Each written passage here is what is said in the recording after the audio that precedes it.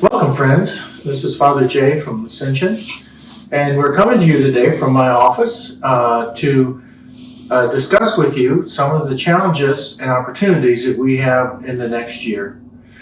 This is a time of the year when we work on our stewardship, and we encourage you to consider what you can give to enable the ministries and work of Ascension for the coming year. And we want to share with you some of the essentials that we think you need to know to make your decision as to how much you're going to commit through your tithe to support us in the coming year. Now, I want to start out by talking a little bit about the missional goals. What are the things that we want to accomplish in the next year at Ascension? Obviously, one of the most important things is that we discern and call a new rector to lead us into the next season of our work here at Ascension. A lot of work has already been done. By the time you see this video, we hope the job will be posted. And very soon, we hope we'll be receiving names that will enable us to take a look and examine and decide who will be best for us in the years to come. And we encourage your prayer and support of the search committee as they do this very important work. The second missional goal that we have is one that is foundational to who we are. That is the formation of children, youth, and adults as disciples of Jesus. This is the most important thing we ever do in the mission of the church, is to prepare people to follow in Jesus' way and do the work that Jesus has called us to do. That happens in our worship, it happens in our adult forums, that happens in the various workshops and Bible studies that we do. It happens with the youth group, with Deacon Rachel, and the work that she does with the children. It happens in so many of our ministries, in the choir. Everything that we do is about forming people as disciples. And this work has to be done, and it has to be done well. And this is at the center of our work in the next year. The third thing is to engage more fully in our community with mission and outreach, including use of the Erickson Plaza. We are so excited to have the Erickson Plaza with us, and now it gives us so many more opportunities to reach into the community, to have the community find us and use our facilities and be drawn to the work that we are doing. And yet these are challenging times for the people who are hungry and hurting all around our community and our city. And our deep desire is to serve these people by introducing them to Jesus, but by also helping them with the very basic human needs that they have that we can reach through the ministries of the church. The final thing is to worship with enthusiasm and joy. Another thing that's at the center of our work is that the worship we do every Sunday. The way that we hear the Word of God, the way that we come to the table, the way that we engage with the very presence of the Spirit in our midst. This is the way we discover who we are and discover God's call in our life. These are basic things that will inform our ministry in the year to come. Our goals that will be worked out in many specific ways in many different ministries. And these are things that we need your help funding. We need your help with your own gifts of presence and care and love and prayer. And these are the things that we're going to be inviting you to consider over the next few minutes. So now I'm going to turn it over to Janet, our senior warden, who's going to talk a little bit more about some of the specifics of the fiscal realities that we face.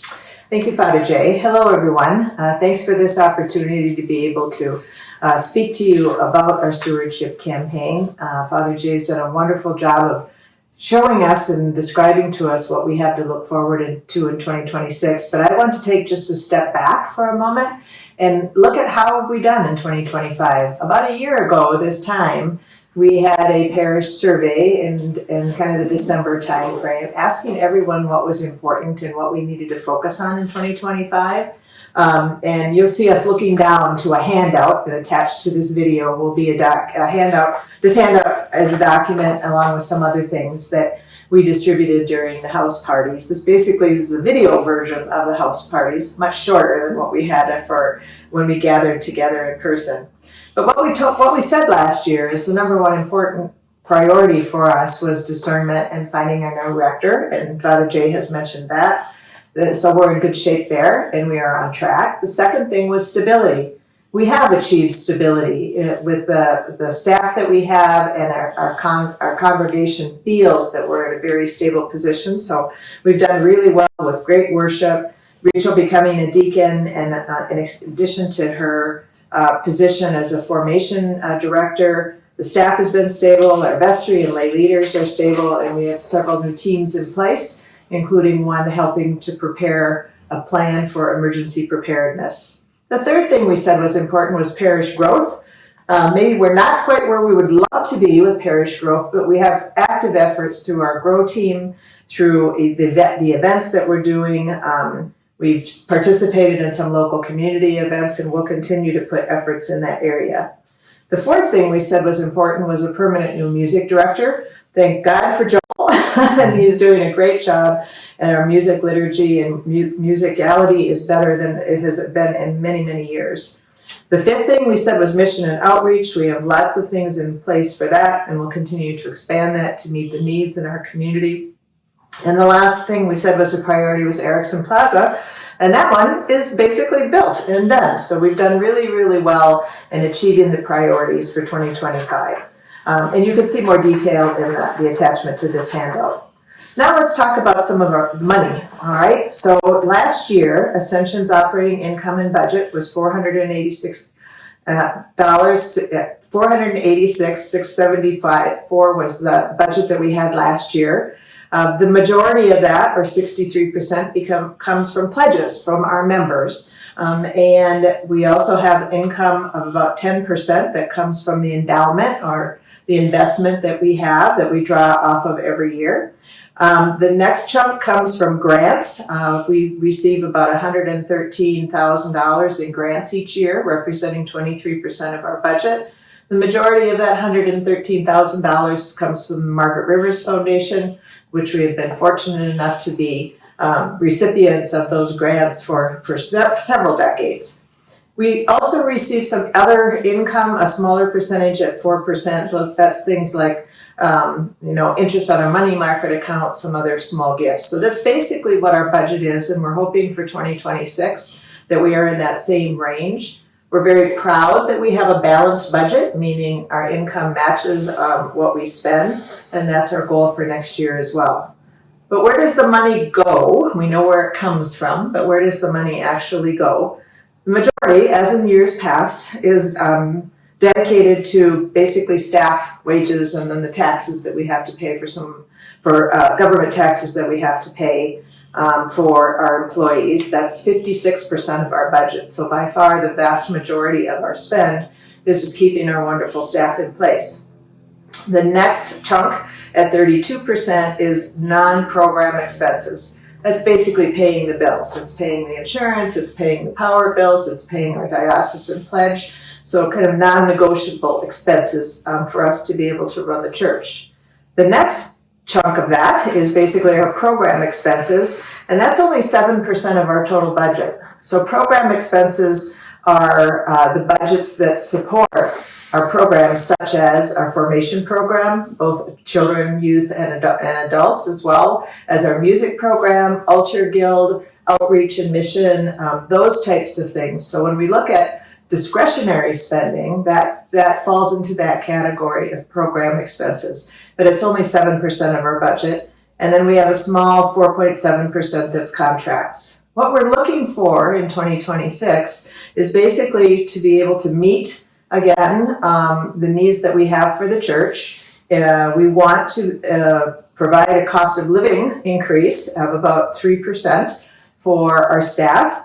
We want to be able to have a budget that supports adjustment of inflation, mostly for those non-program expenses, because as we all know, costs are going up, and I would expect that our bills next year will be higher. But in addition to that, we are also looking to be able to have some additional funding to be able to fund our formation and music programs and what we're referring to as an opportunity budget.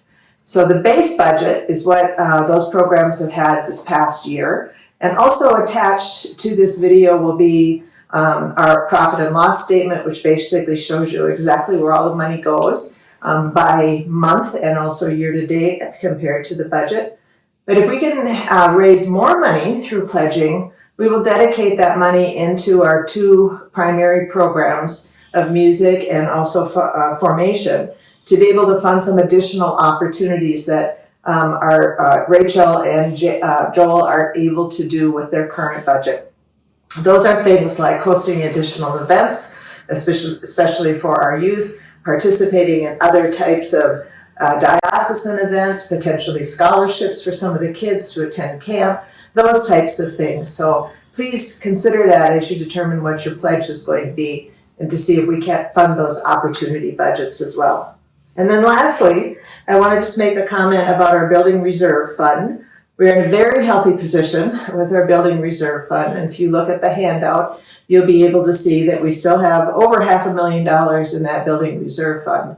But what we've done is a lot with that money so far.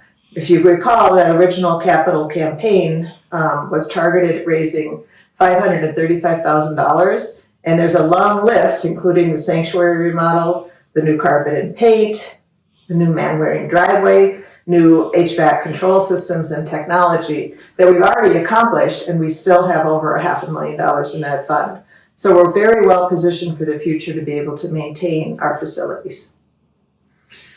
So we encourage you to consider what you tithed last year, what you decided to send last year, and to consider whether you can add to that 2%, 3%, 5%, 10%, so that we can continue to pay the bills that Janet was talking about that we need to, but so that we can enable Rachel to do those extra things with the kids and the youth, so that we can enable Joel to bring in musicians and singers and others to bolster the choir, particularly at times like our Christmas and Easter services and the other kind of concerts and things that we do, like lessons and carols at the beginning of December.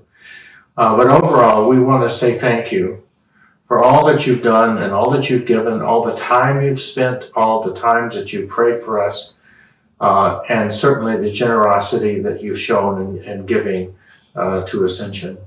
We have a bright future. We have a lot to do. We have great challenges, but we have wonderful people, and we have a God who loves us and has gifted us with a message of grace and compassion in Jesus Christ.